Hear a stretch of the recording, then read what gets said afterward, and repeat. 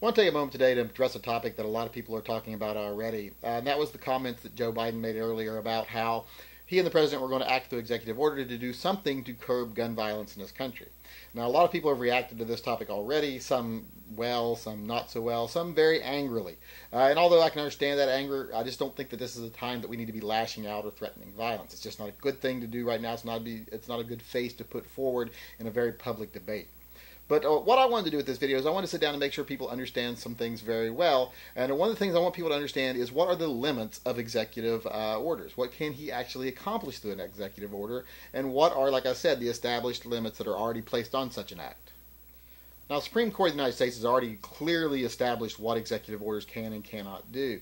There is already a precedent in place. It's been used to negate a couple of executive orders in the past, the most recent being when Bill Clinton tried to do something about union busters. So there already are established limits, and I don't think people understand what those limits are. Well, the one thing that the courts did say, Congress did say, is that any executive order, must stem from either an act of Congress or from the Constitution itself. In other words, the president can only do things that would strengthen enforcement of existing laws. He can't enact new laws. He can create new ways to enforce laws that already exist or to enforce rules that already exist, but he can't create the new rules themselves. So creating an assault weapons ban isn't going to just happen out of thin air through executive order. It wouldn't be enforceable. So that is not something people really have to worry about. But there are things you do have to worry about. There are lots of things he could do.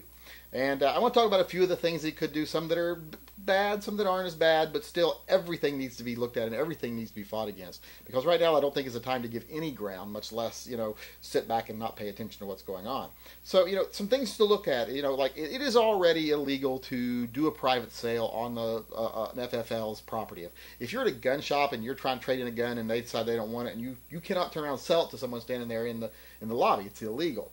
So I think they're going to take that little bit of law and they'll probably push that over to gun shows and say, since there are FFLs on the property, you cannot conduct a private sale on that property or within a certain radius of that property, including the parking lot.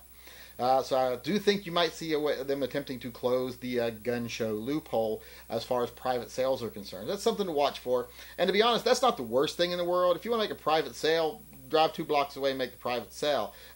If you want to do it there on the property, use an FFL, give them some business, they could probably use it. So I don't think most gun shop owners would complain about that too much. But like I say, this is not a time where I think we should be given much ground at all. I think just existing laws should be enforced and no new aspects of things should be being created.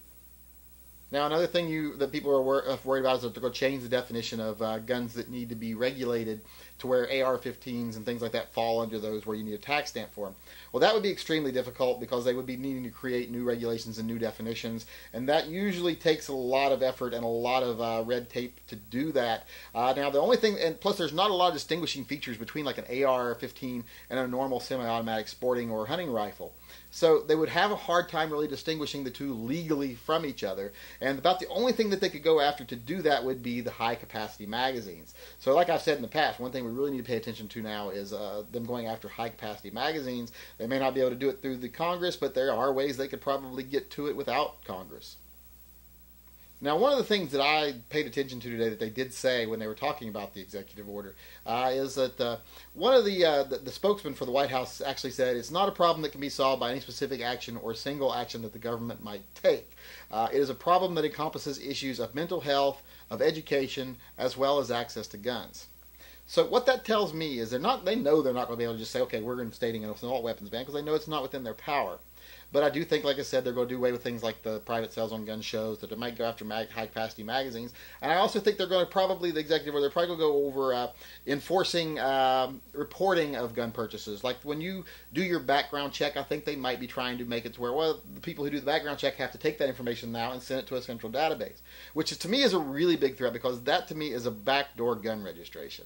So that's the one thing I'd probably be paying the most attention to. The things I've mentioned so far, that to me is the biggest threat, that backdoor gun registration. Because it's not anybody's business what guns you own or what guns I own. We are private law-abiding citizens and we have our right to privacy. So I don't believe in that at all. So that's one thing I would pay close attention to.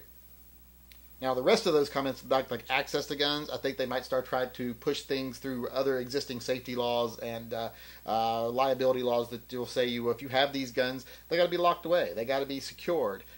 Which I kind of agree with in a way, because I believe everyone that has guns should secure them. I think you should take reasonable action to lock your guns away. Your doors should be locked at the very least, and if you have children in your home, they should be locked where children can't get to them. Especially if you have high-risk children with disease or mental illness or anything like that would make them a higher risk for violence.